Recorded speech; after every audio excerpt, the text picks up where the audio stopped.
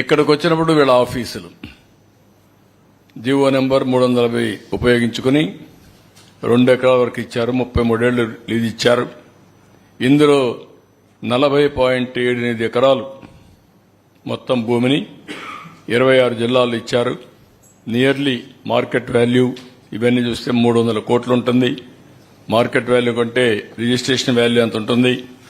ఇంకొక పక్క వీళ్ళు ఏమనుకున్నారు నాకు తెలియదు కానీ పర్మిషన్ లేకుండా బిల్డింగ్లు కట్టడం, బిల్డింగ్లు కట్టి ఇది తప్పు అంటే దాని మీద రోడీని చూపించడం.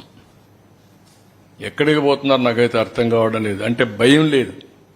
గవర్నమెంట్ అంటే చట్టాన్ని చూస్తే ఏమాత్రం కూడా లెక్కలేనితనం, ఇష్టానుసారంగా చేసే పరిస్థితికి వచ్చారు.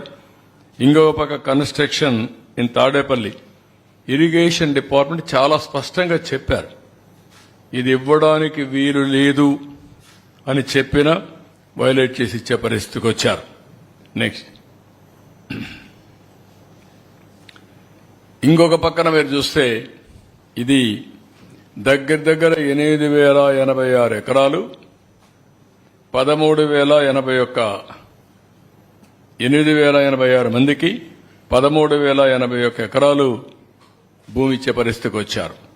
దీని వాల్యూ మినిమం 1,300 కోట్లు ఉంటుంది. పేదవాళ్లకు చెందవలసిన భూమి వైఎస్ఆర్ కాంగ్రెస్ జిల్లాలో 3,357 మందికి 5,796 ఎకరాలు, కర్నూలులో 856 మందికి 1,145 ఎకరాలు, అనంతపురంలో 3,471 మందికి 5,554 ఎకరాలు, అన్నమయ్య జిల్లాలో 84 మందికి 103 ఎకరాలు, అదే మరి నంద్యాలలో 318 మందికి 483 ఎకరాలు. మొత్తం కలిసి మీరు చూస్తే 8,086 మందికి 13,081 ఎకరాలు, 1,300 కోట్ల రూపాయలు మినిమం.